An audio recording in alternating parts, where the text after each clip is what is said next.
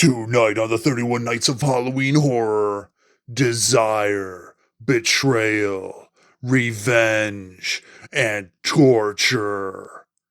And of course, lots and lots of sex. Tonight's movie, A Chinese Torture Chamber Story 2.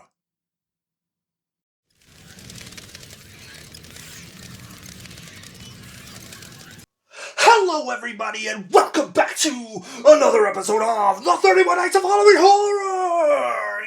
Yes! All hope is lost and tonight's episode number 31. That's right, that means we've made it. We've survived. I mean, obviously I have to get through this video, but if you're watching it, then yeah, I made it, so yes! Oh my goodness, this latest marathon, oh my goodness, through all the trials, the thick and the thin, and the pain and the suffering and the struggles, the uncertainty and everything, we have done it, we have soldiered through, to finally have the final episode of this year's 31 Nights of Halloween Horror. All hope is lost. But it is true, though, that all hope is lost. Unless you're hoping for a review tonight, because tonight we are going to complete the two-part saga of A Chinese Torture Chamber. Yes, with my review of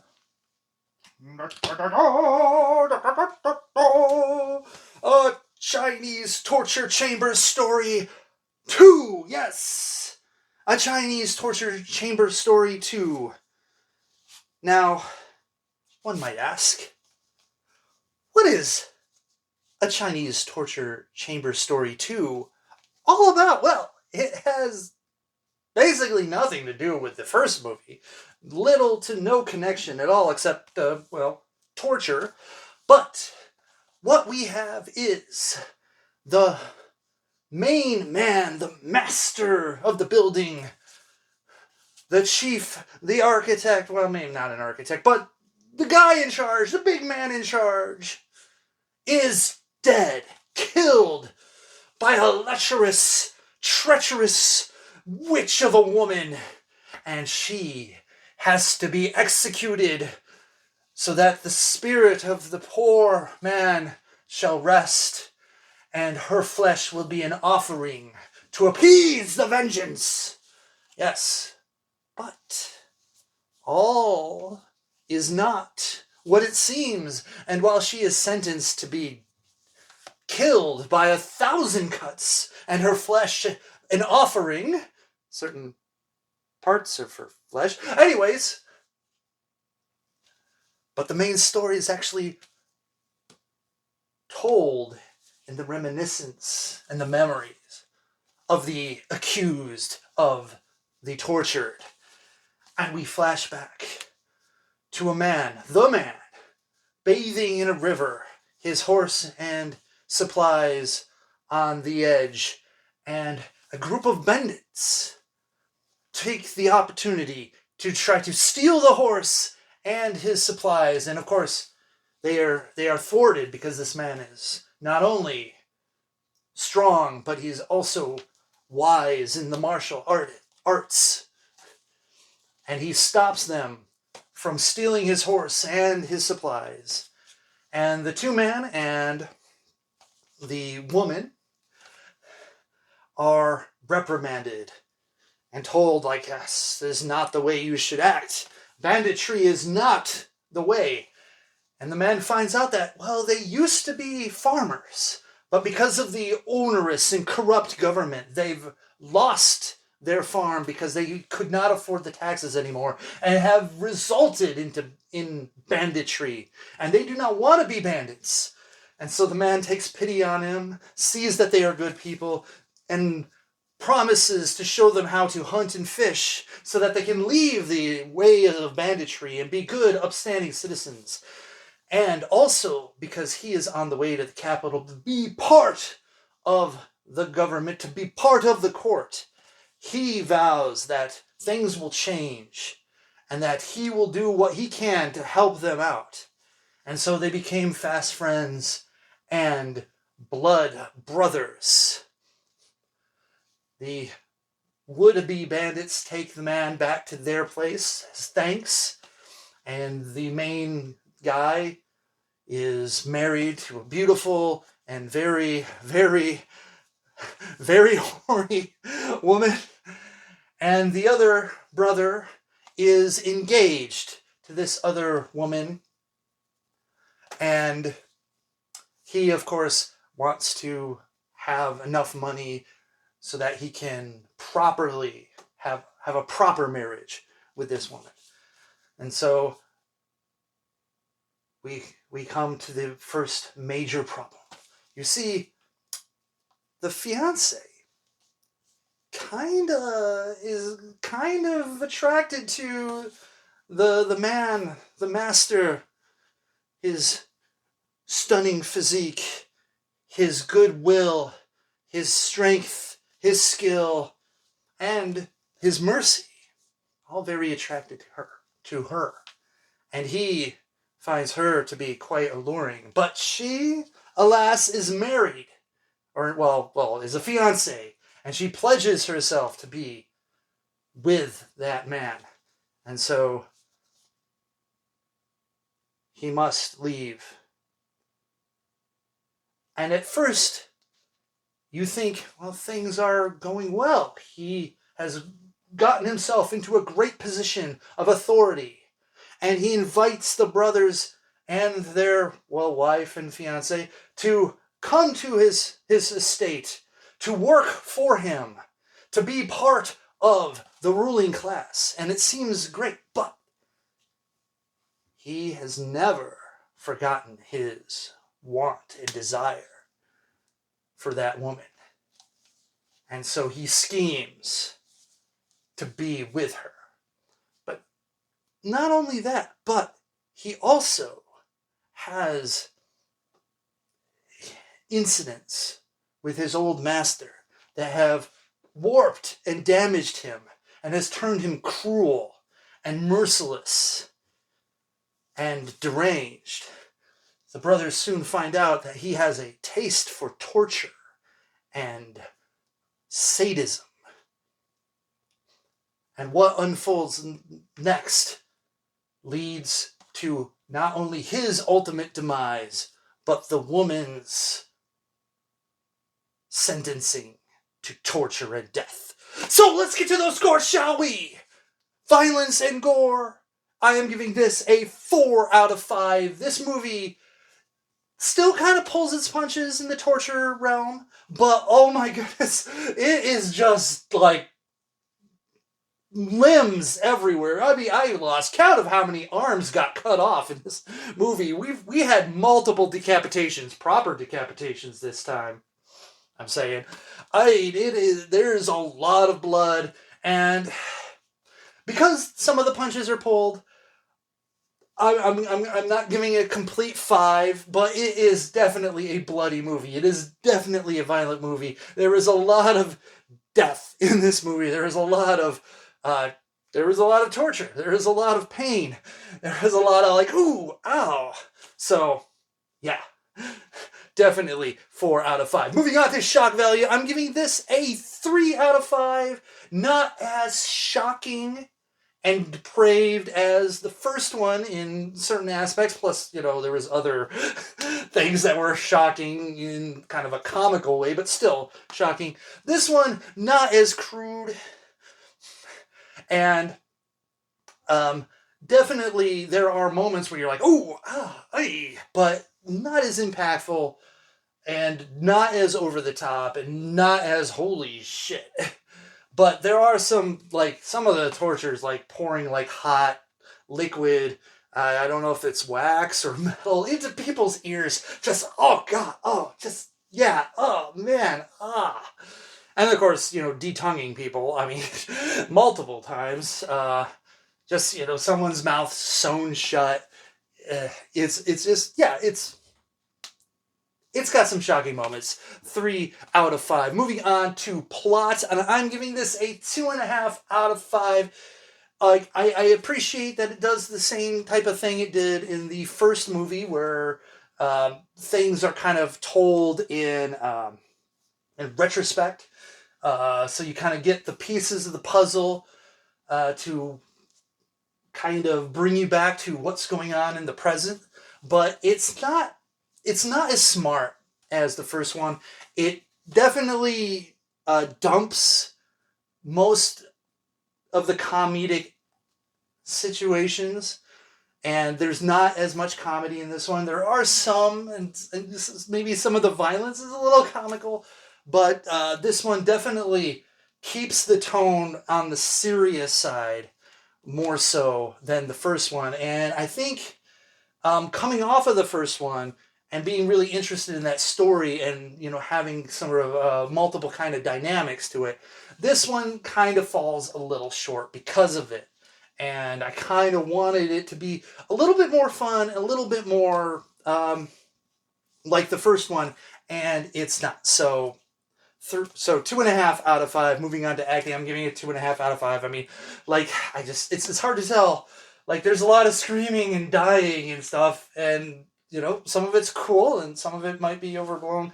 So I'm just giving it an average 2.5 out of 5. Moving on to Nudity, and of course that's 5 out of 5. This movie definitely engages in violence and sex and nudity and sex and violent sex, and there's sexual abuse, there's rape. It's a whole lot of stuff, and it's mixed in there. So be careful, and part of the shock value there. But yeah, there's just a lot. 5 out of 5. Moving on to enjoyment factor, and I'm going to give this a 3 out of 5. I didn't enjoy this one as much. It was a lot meaner spirited in some aspects.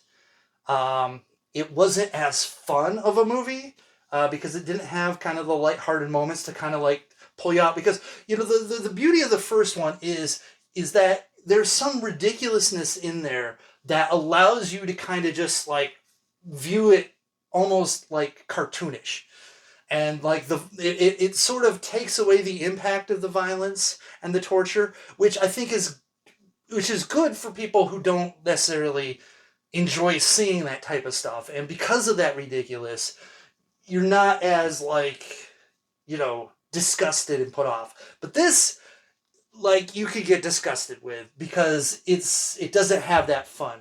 It's still enjoyable. It still has a decent story, some interesting characters. You do kind of want to see like how did we get to this point, and it is entertaining. It's just it could have been better if it actually was more tonalized, which is kind of one of the things I said about last episode, was like the tonally it was kind of all over the place, but I think it worked for that movie.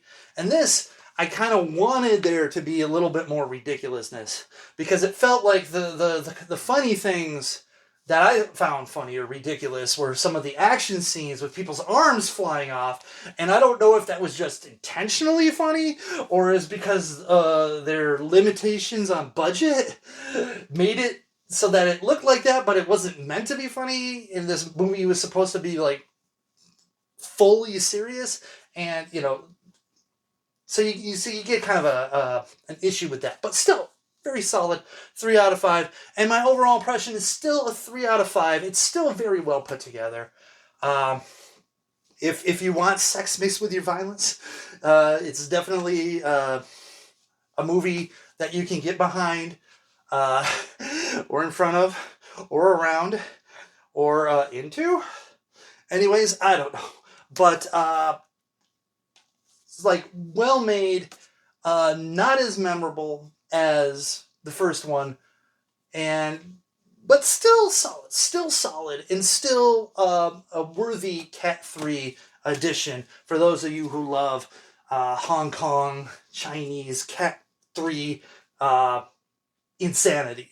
So 3 out of 5, and that averages out to a 3.3 out of 5. Very good average. And, well, there you have it. A Chinese torture chamber story 2.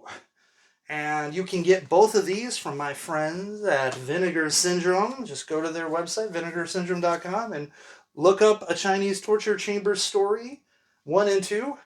I think they should still have some in stock. I guess I don't know, but very, very nice. It has a wonderful booklet in here going through a bunch of the things.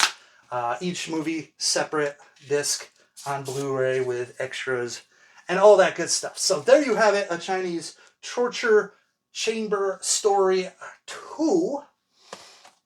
And we've done it.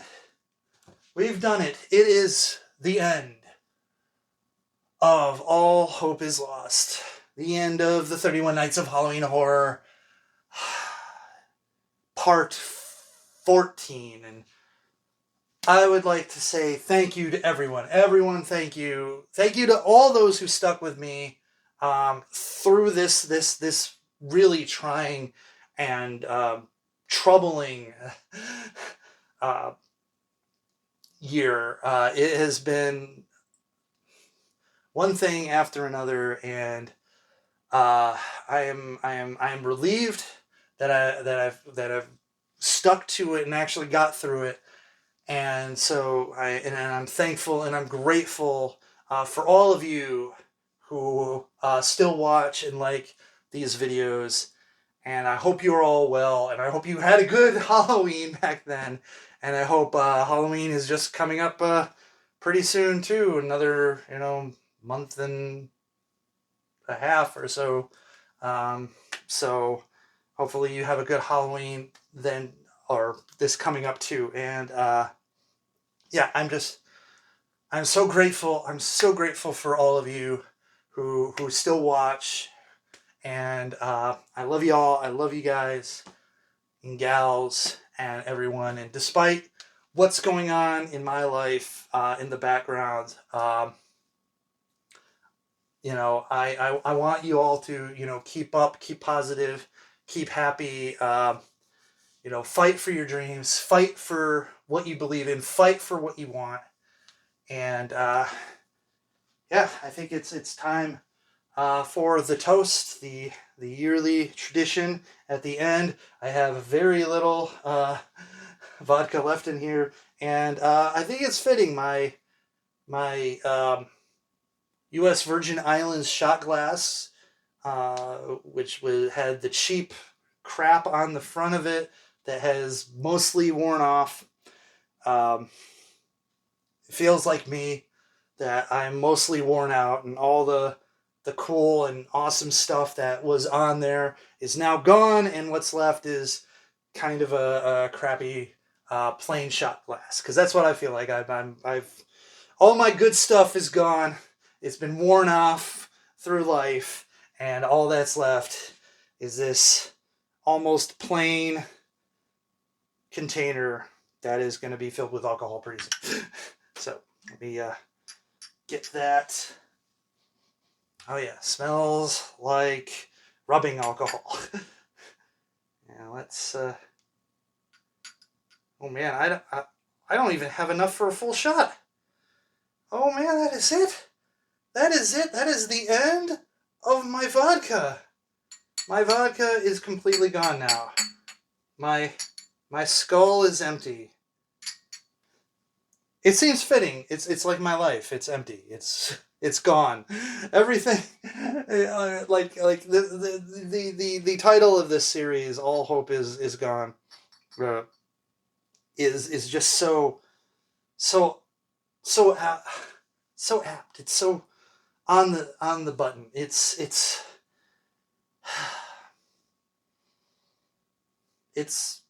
fitting. It's fitting, and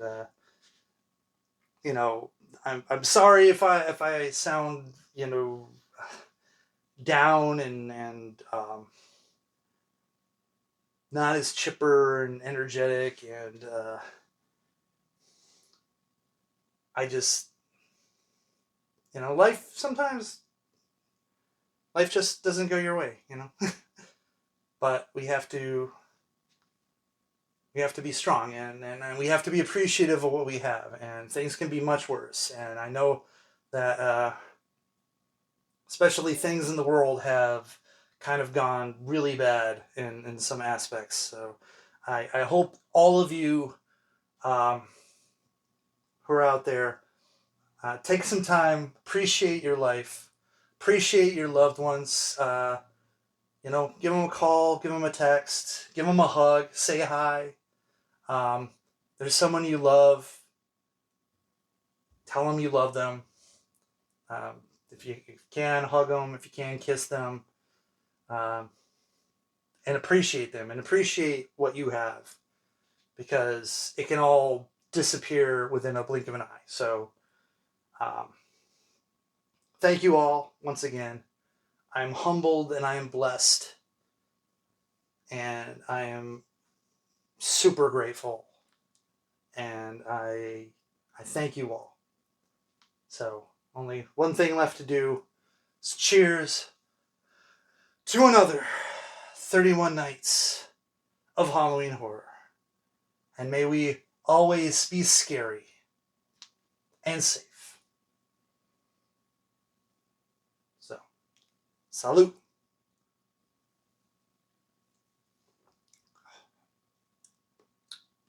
Did I get it all? Maybe I didn't. Anyways, I think this has lost a little bit of its potency. But that down. So there we have it. The end of the 31 nights of Halloween horror. All hope is lost. Thank you once again, everyone. And I will see you the next time I see you. But until then, stay scary, Internet. And I love you. Love you all.